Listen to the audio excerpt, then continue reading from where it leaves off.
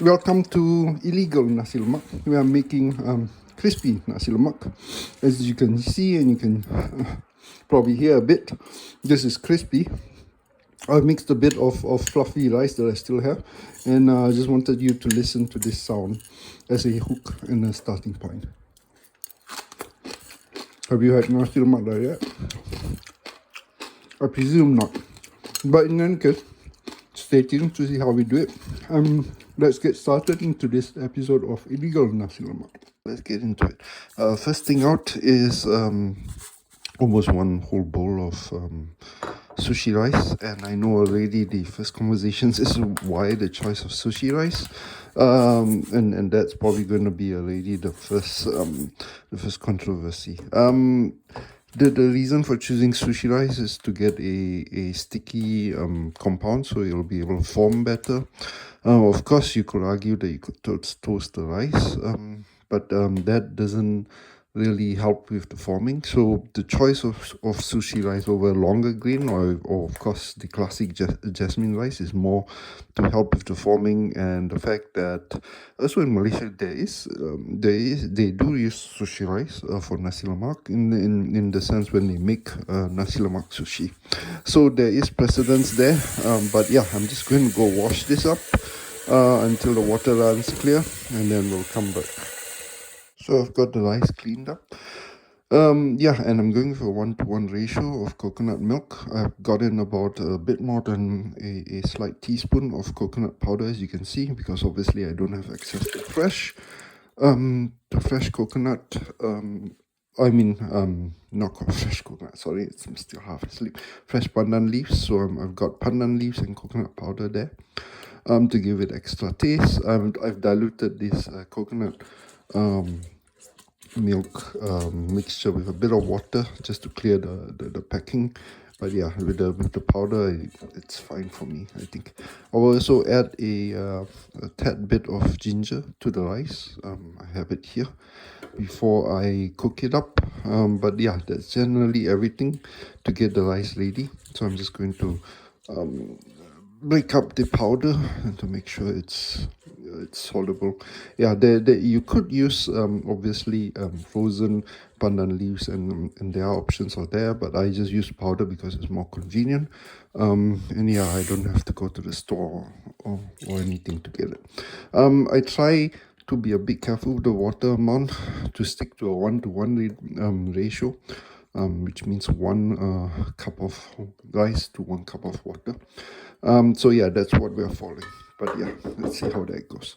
So ginger in, and then I'll cook the rice, and then we'll come back to it. The rice is cooked. I had to add like some additional rice because obviously I appear to have underestimated the amount needed. I have just been preheating up my muffin molds, so I'm just going to take oil. Yeah, the objective is to get them liberally oiled, so I have to be very liberal with the oil, which I will. Yeah, I will probably need to mix it up, so I'm just going to show you what I'm doing now, and then come back to when I'm actually packing the rice into it. So come back to that. I'm just going to show you the general process to make it. So I take out a scoop of rice, put it down, then I'm just going to take my shot glass, which I'm using, trying to be conscious not to be too hard. As you can see, if you push it too hard, probably my rice is a bit too dry, which is weird, but it's sticky enough, as you can see. So I'm just pushing it in firmly enough to make an indent so the rice scoops up on the side, but you can always do it with the ladle as well, that will work. So that's what I'm doing, and generally, yes, that's the idea. So you can see the rice is sticky enough that the whole thing is coming out, so that should be good when we cook them. I'm just going to finish this up and show you, but I just want to show you the process. So let's just come to that while I'm making it. And so I've got my first batch done. As you can see, this will probably take some time, so I'm putting it out of the air fryer into the air fryer now at 185, starting off at 12 minutes, and then we will see how we rotate the time. We'll come back.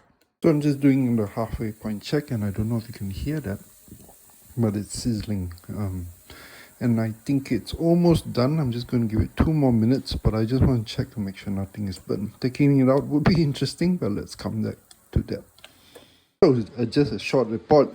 I tried taking it out, and what I found was that the bottoms were not were still steaming, weirdly enough, while the tops were, as you can see, super crispy.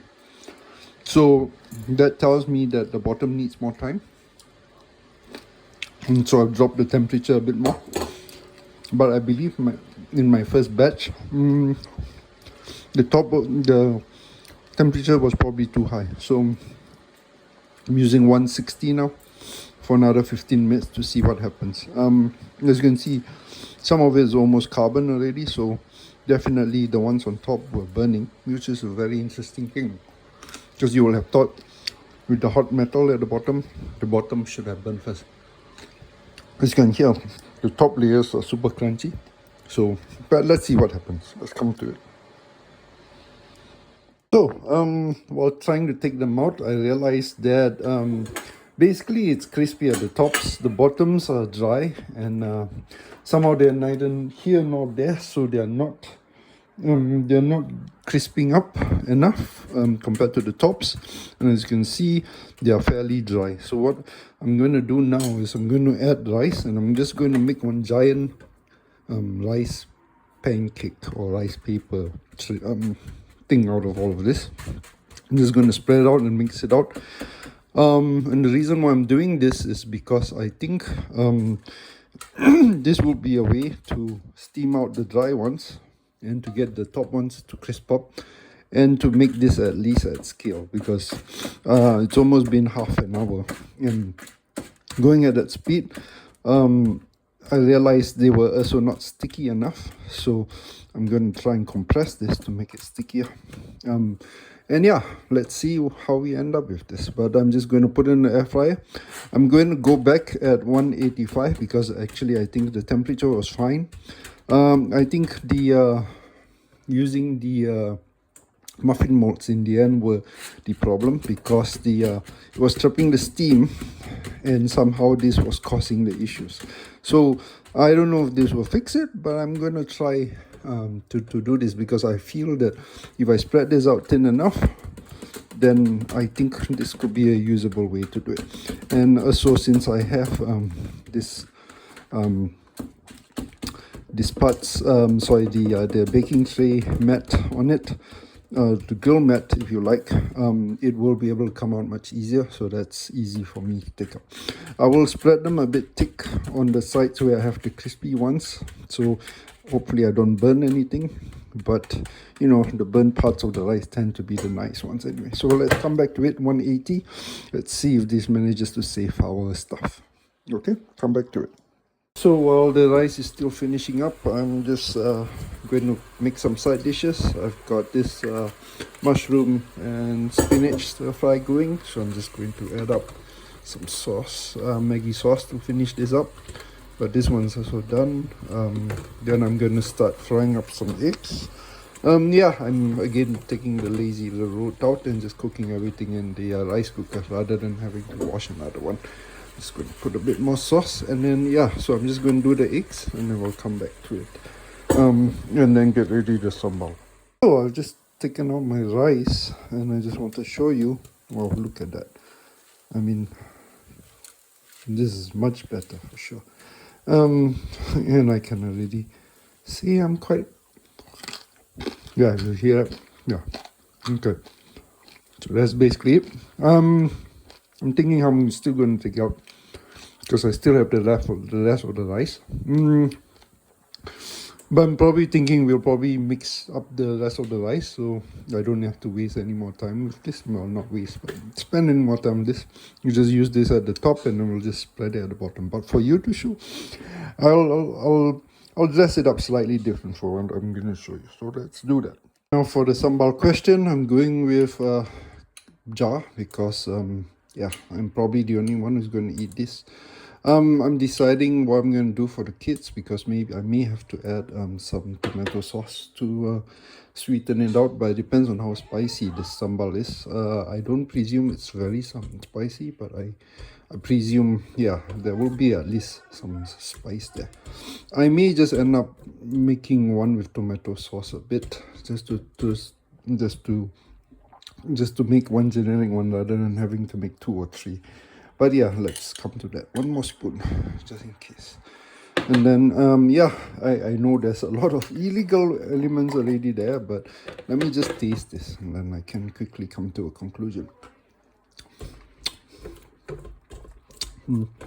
Yeah, actually, this isn't, it's more salty than spicy, honestly. So maybe what I just need to do is, like I said, I'll just add a bit of ketchup onto this. But actually, no, I think this is okay. I think if I just thin it out with water and I flavor it a bit, this will be fine. So that's what I'm going to do. I'm just going to thin it out with a bit of water and then just flavor it. And then it'll be fine. So, and then that's basically the sambal. So I'm just going to let this reduce a bit while I add some flavoring. And then basically more or less we're done. We just need the condiments, which is peanuts, which I have, ikan bilis I have, and to cut some cucumbers, and then we're ready to serve. So let's go and do that and then see where we end up. I did a whole video preparing this, but I forgot to press the button. So I'm just going to come back to it. So I've taken out the rice. The rice is crumbly by itself, as you can see. Yeah, so you don't really need to cut it. I will try and figure out how to make it stickier, mainly to give the one dish, one bite type of feel. But apart from that, I think this is okay. I put the ikan bilis, I got the eggs. So I'm just going to go and take some pictures of this, and more or less we are ready to do a taste test, and that's basically it. Yeah, so let's quickly do a taste test for this. I wanted to show you one more because I realized I forgot to put peanuts in the earlier ones. So this is my final eating one that has peanuts, and see how it goes. So just for you to hear, I'll try and get as much as possible everything into this, and let's do it.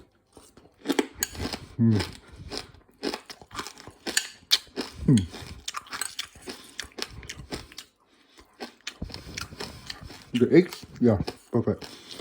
50-50. Because if you just eat the crispy parts or the crispy rice by itself, it may get a bit boring in the end. But what you could do is do a mix, just like how they do it for tadik, which is basically what this is based on. So we'll mix. Yeah, so you get best of both worlds. So I highly recommend you do the mix, and that will work very well. So that's it basically for today's video. Thank you very much for watching. Like, subscribe, comment as always, and I'll see you in the next one. Thanks. Jumpa lagi. Jumpa makan. Bye.